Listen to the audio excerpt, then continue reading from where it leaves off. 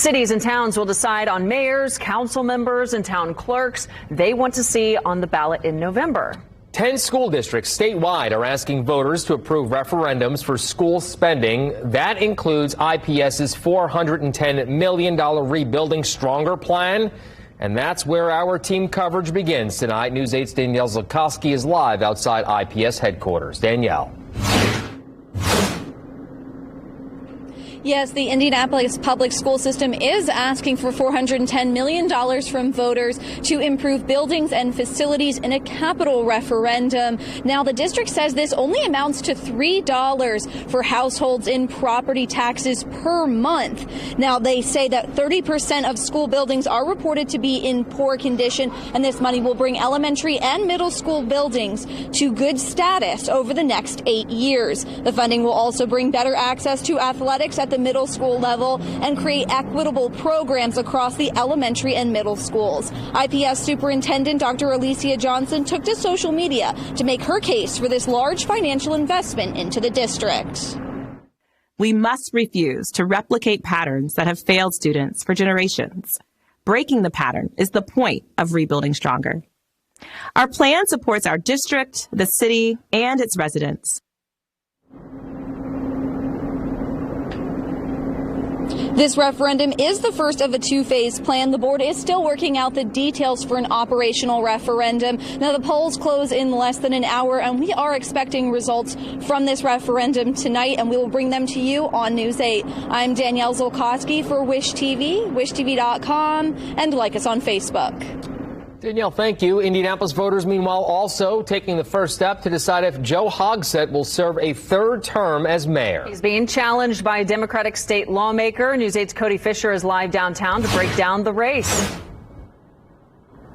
Yeah, guys, the polls close in just under an hour from now, and a lot is on the line for the city of Indianapolis. I want you to take a look at some video from earlier today of Mayor Joe Hogsett voting at his polling location. He told News 8 he's confident going into today, saying the next 4 years could be monumental for the city of Indianapolis, and he wants to be the person to lead the city into the future. But first, he has to make it through all of the other Democratic candidates. I take all of my opponents quite seriously. They're good people. They've been out campaigning hard, so you always run as if you're 10 points behind, and that's what I'll do throughout the rest of today. And by 6 o'clock tonight, we'll know whether that's paid any dividends.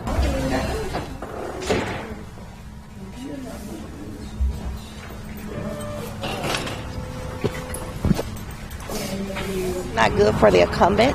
That means there's new people getting out there or people that want to see a change. Let's head to Carmel. Let's go to the other side of the aisle as far as this race goes. News 8's government reporter Garrett Bergquist is at the GOP party headquarters. Garrett. This one is already turning into a high-dollar race. 4 Republicans are vying for their party's nomination to lead Indiana's largest city. They are former city county council member and Storage Express founder Jefferson Shreve, attorney and former radio host Abdul Hakim Shabazz, Pastor James Jackson, and John Couch. Shreve already is running TV ads directly targeting Mayor Joe Hogsett. Shreve has raised by far the lion's share of money on the Republican side of this race. At last check, he brought in more than $2.6 million since the beginning of the year. Most of that, though, is his money, or at least a very large chunk of it is. Shabazz raised $89,000, Jackson a little less than $13,000, and Couch raised $150.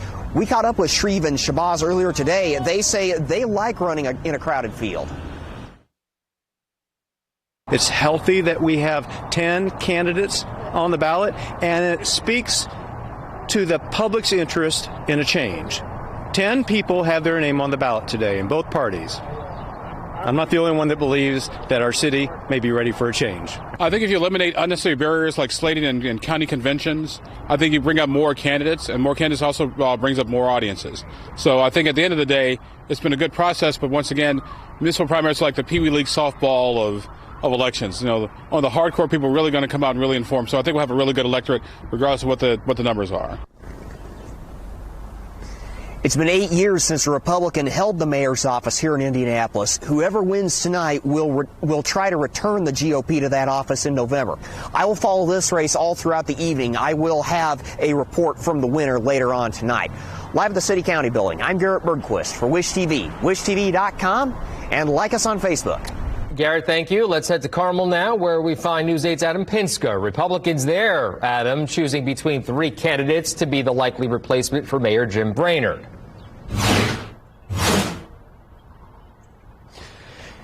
Yeah, that's right, Phil. For the first time since 1995, Carmel is going to have a mayor that's not named Jim Brainerd. He is not seeking re-election. Instead, 3 Republican candidates are vying to replace him.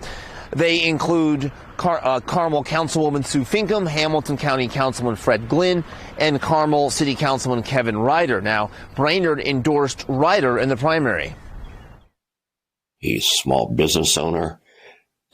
He's active in his church.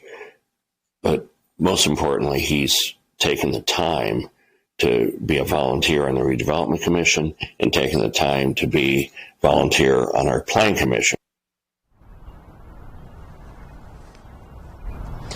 And whoever wins the primary tonight will face Democrat Miles Nelson, also a member of the Carmel City Council. He's the only Democrat in the general election. There was no primary on the Democratic side. If you haven't voted yet, you still have less than an hour to get to the polls. Adam Pinsker, Wish TV, wishtv.com, and like us on Facebook.